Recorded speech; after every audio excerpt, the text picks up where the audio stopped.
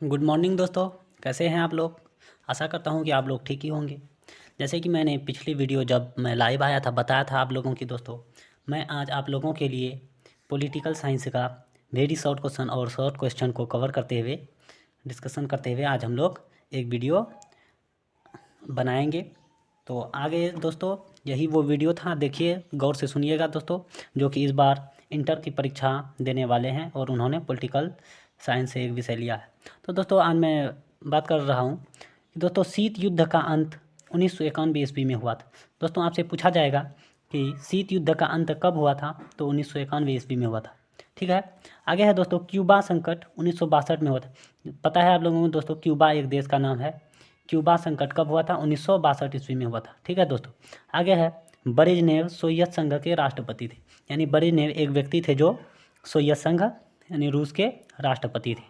दोस्तों आपसे पूछा जाएगा ब्रेजनेव किस देश के राष्ट्रपति थे, तो सोवियत संघ के राष्ट्रपति थे। सोवियत संघ के राष्ट्रपति थे। ठीक है दोस्तों। आगे है पूर्व बनाम पश्चिम का संबंध शीत युद्ध से था। पूर्व बनाम पश्चिम, पूर्व बनाम पश्चिम का संबंध किससे था, शीत युद्ध से। यह एक सिद्धांत कहिए दोस्तों, वैसे उसी तरह का था, एक पूर्व बनाम पश्चिम का संबंध शीत युद्ध से था। आगे दोस्तों हॉटलाइन समझौता 1963 ईस्वी में हुई थी। हॉटलाइन समझौता कब हुई थी, आपसे पूछा जाएगा दोस्तों, हॉटलाइन समझौता कब हुई थी, 1963 ईस्वी में हुई थी, ईस्वी याद रखिएगा।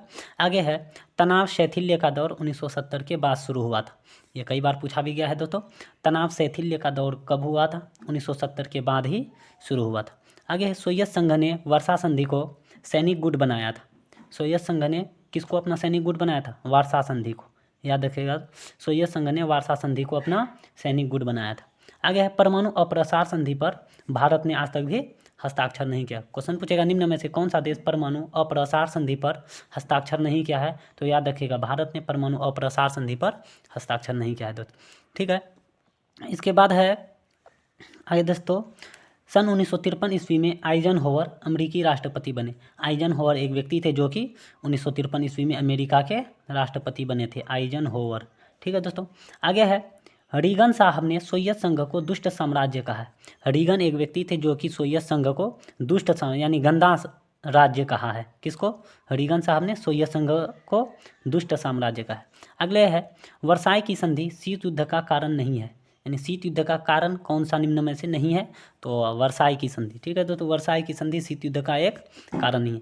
आगे है सोवियत संघ का विघटन 25 दिसंबर 1991 ईस्वी को हुआ था। यानी सोवियत संघ का विघटन कब हुआ था, 25 दिसंबर 1991 ईस्वी को हुआ था। आगे है दोस्तों देखिए यूरोपीय आर्थिक समुदाय की स्थापना 1992 ईस्वी में हुई थी। दोस्तों आप लोग इस पॉइंट को ज़रा नोट भी करते जाएंगे तो कुछ अच्छा होगा, और गौर से सुनिएगा ताकि याद हो जाए आपको। अरे दोस्तों एमनेस्टी इंटरनेशनल मानवाधिकार से संबंधित है, ये कई बार पूछा गया दोस्तों। एमनेस्टी इंटरनेशनल किससे संबंधित था, मानवाधिकार से, यानी मानव अधिकार से एमनेस्टी इंटरनेशनल संबंधित है। आगे है वर्षा संधि को सर्वप्रथम अल्बानिया ने छोड़ा। अल्बानिया एक देश है जो कि वर्षा संधि को छोड़ दिया था। आगे स्टालिन संविधान कब लागू हुआ, 1936। ये तो कई बार पूछा गया दोस्तों, स्टालिन संविधान कब लागू हुआ था, 1936 ईस्वी में लागू हुआ था। ठीक है। आगे लेनिन का संबंध सोवियत संघ से था। यानी लेनिन का संबंध कब कहाँ से था, किस राष्ट्र थे, सॉरी किस देश से संबंधित था, तो सोवियत संघ से संबंधित था। आगे है सोवियत संघ ने 1979 ईस्वी में अफगानिस्तान में हस्तक्षेप किया था। सोवियत संघ ने 1979 ईस्वी में अफगानिस्तान में हस्तक्षेप किया था। आगे है संघाई सहयोग संगठन में 6 देश शामिल है। संघाई सहयोग संगठन में कितने देश शामिल हैं, 6 देश। संघाई सहयोग संगठन में कितने देश शामिल है दोस्तों, 6 देश शामिल है। आगे है सुरक्षा व सहयोग सम्मेलन 1975 ईस्वी में हेलसिंकी में हुआ था।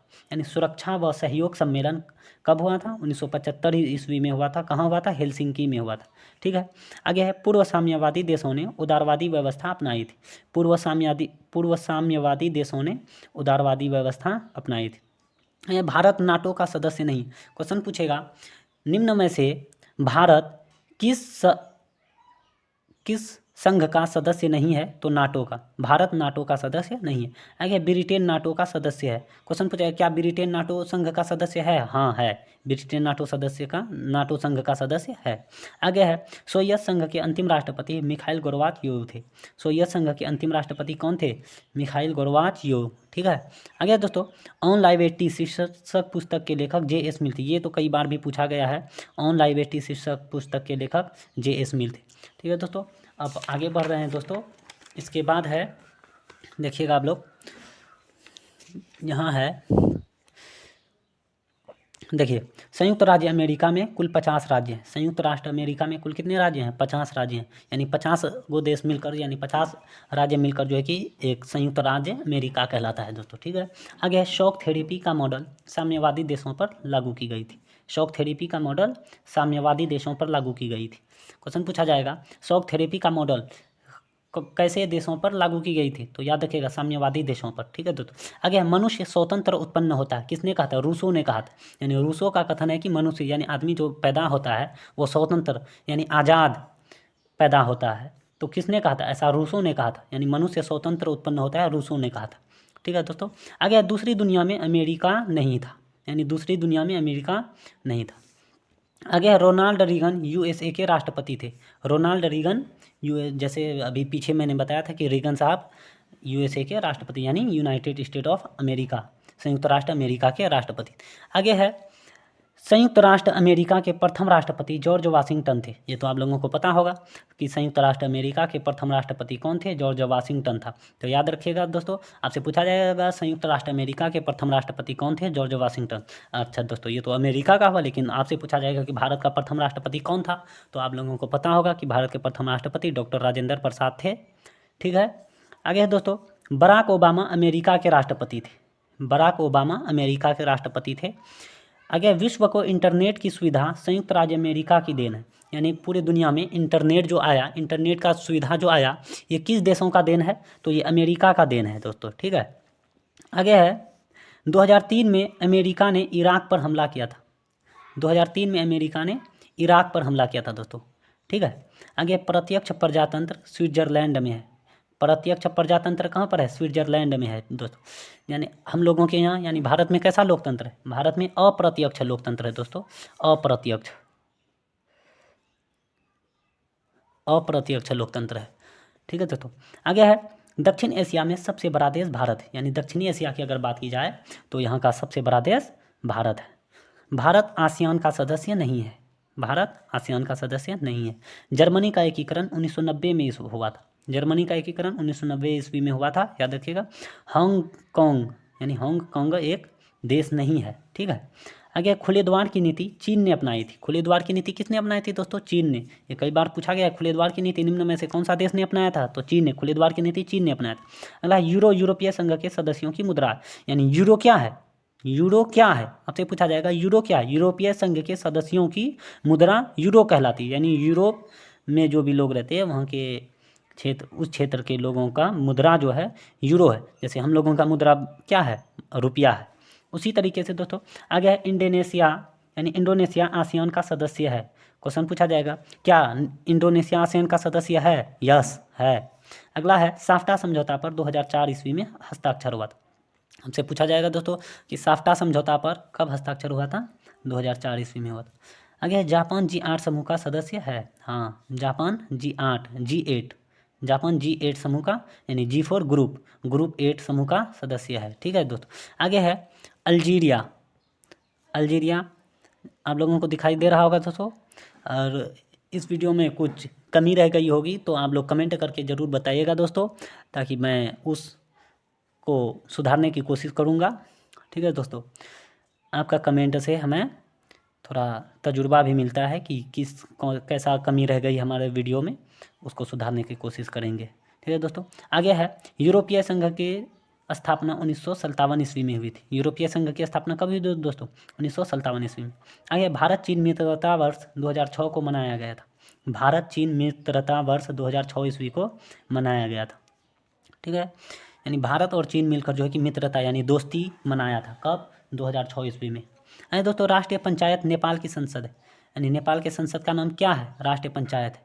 ठीक है। आगे इंडोनेशिया सार्क का सदस्य नहीं है। इंडोनेशिया सार्क, ये क्वेश्चन लग रहा है ये पॉइंट दोबारा रिपीट हुआ, खैर याद रखिएगा, इंडोनेशिया सार्क का सदस्य नहीं। 18वां सार्क सम्मेलन काठमांडू में हुआ था। 18वां सार्क सम्मेलन कहाँ हुआ था दोस्तों? काठमांडू में।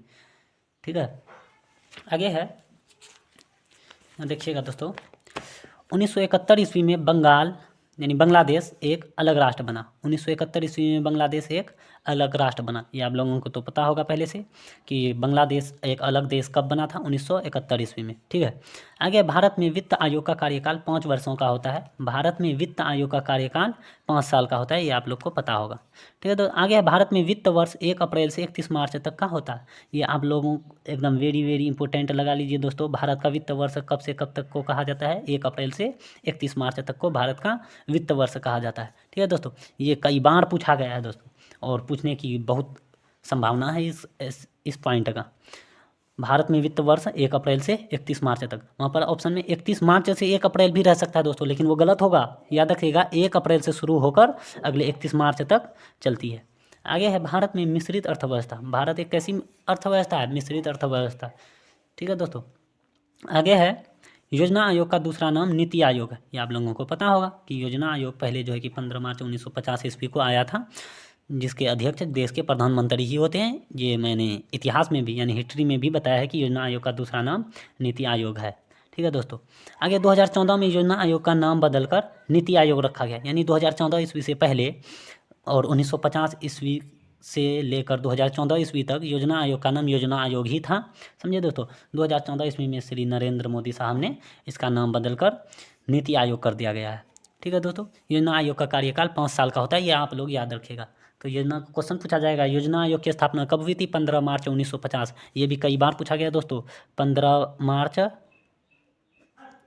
1950 योजना आयोग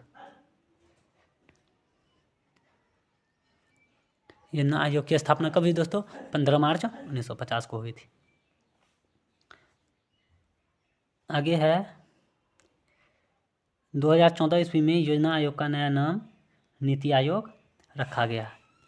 ठीक है दोस्तों, आगे 1971 ईस्वी में इंदिरा गांधी ने गरीबी हटाओ का नारा दिया था। यानी क्वेश्चन पूछा जाएगा, गरीबी हटाओ का नारा किसने दिया था? इंदिरा गांधी ने। कब दिया था? 1971 ईस्वी में। ये कई बार पूछा गया, 1971 ईस्वी में इंदिरा गांधी ने गरीबी हटाओ का नारा दिया था। दोस्तों, milk man of India doctor Verghese Kurien को कहा जाता है। डॉक्टर वर्गीज कुरियन को कहा जाता है मिल्क मैन ऑफ इंडिया। आइए, भारतीय राष्ट्रीय कांग्रेस की स्थापना पता होगा 28 दिसंबर 1885 ईस्वी को हुई थी, जिसकी स्थापना 28 दिसंबर 1885 ईस्वी को मुंबई में हुई थी।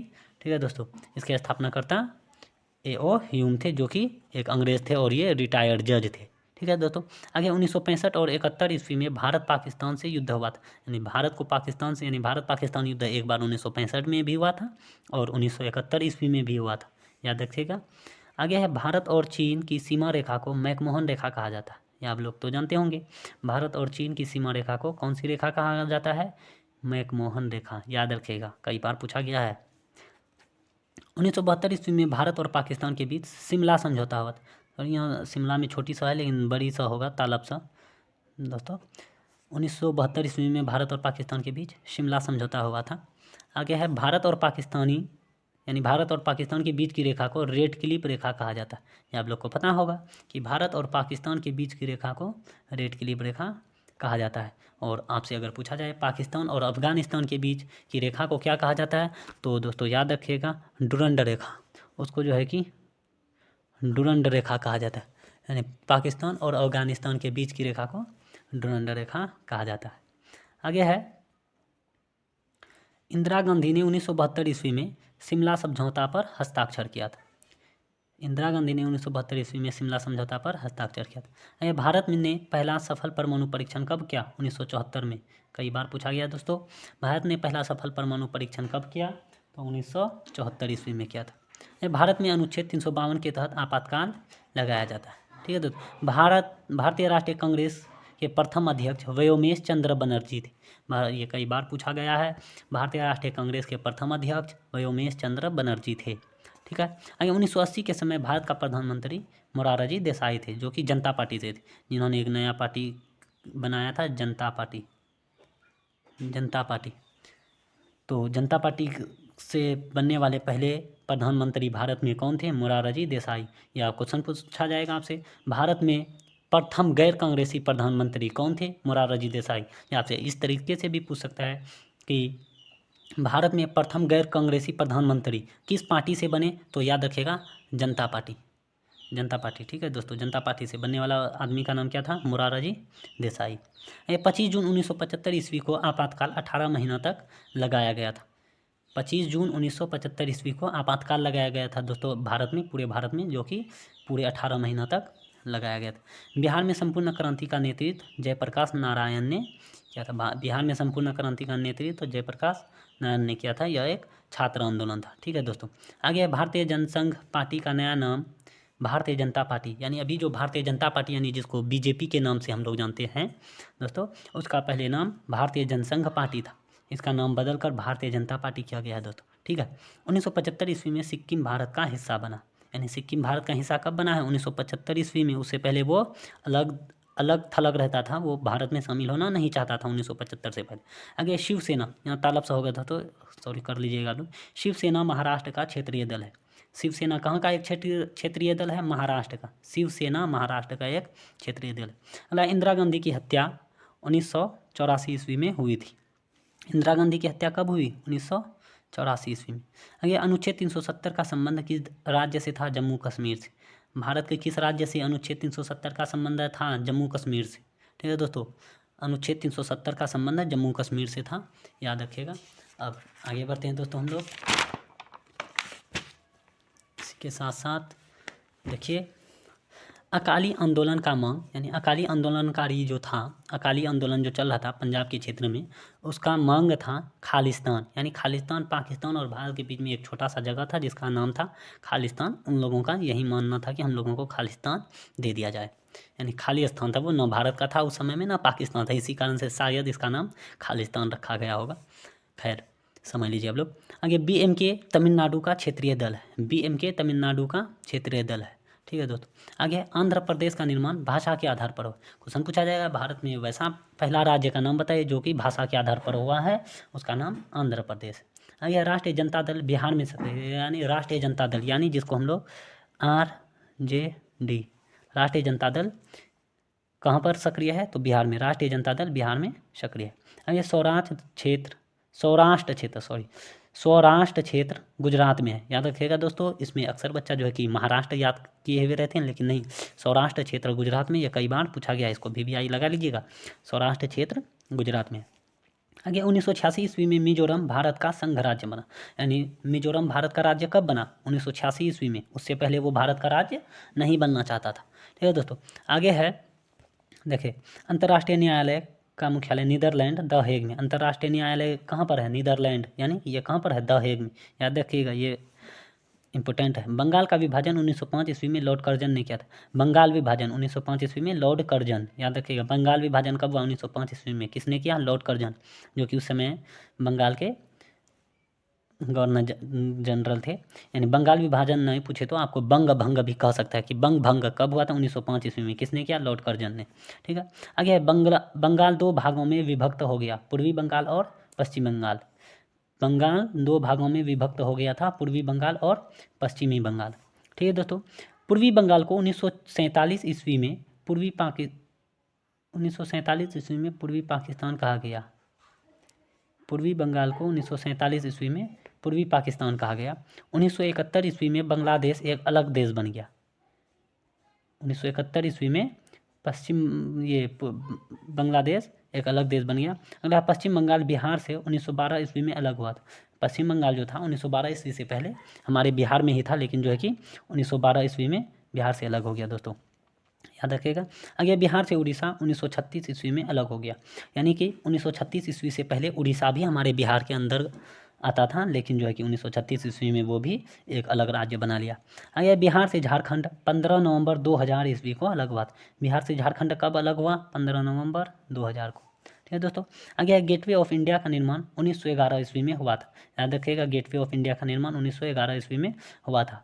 तो ये क्यों हुआ था गेटवे ऑफ इंडिया का निर्माण? आप लोगों को पता होगा कि भारत की राजधानी कलकत्ता थी 1911 ईस्वी से पहले, और कलकत्ता को स्थानांतरित करके दिल्ली लाया जा रहा था, जिसके स्वागत के लिए इंग्लैंड के राजा जॉर्ज पंचम और उसकी पत्नी मैरी आ रहे थे। उसके स्वागत के लिए गेटवे ऑफ इंडिया बॉम्बे में, यानी भारत का एक प्रवेश द्वार, गेटवे ऑफ इंडिया यानी भारत का यानी इंडिया का प्रवेश द्वार का निर्माण कब किया गया था? 1911 ईस्वी में। पता होगा तो उसके स्वागत यानी जॉर्ज पंचम और मैरी जो आ रहे थे इंग्लैंड के राजा और रानी, उसके स्वागत के लिए जो है कि गेटवे ऑफ इंडिया बनाया गया था। कब बनाया गया था? 1911 ईस्वी में।